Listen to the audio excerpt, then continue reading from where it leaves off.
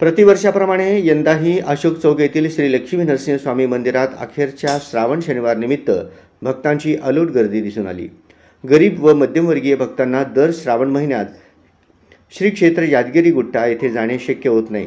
त्यासाठी येथे भक्तांची अलोट गर्दी असते।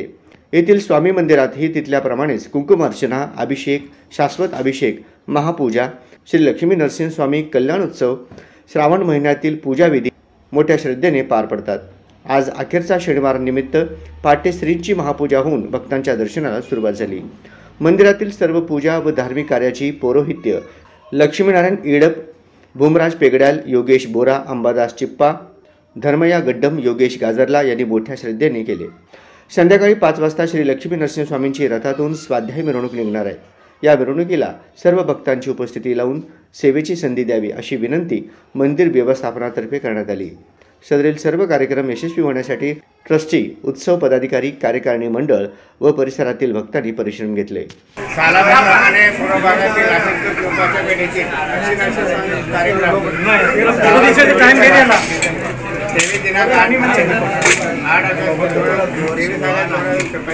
सकाळी 6 वाजता श्री महाअभिषेक, 7:30 ते 11 श्री महाअर्चना, तदनंतर नवग्रह गणपती पूजन।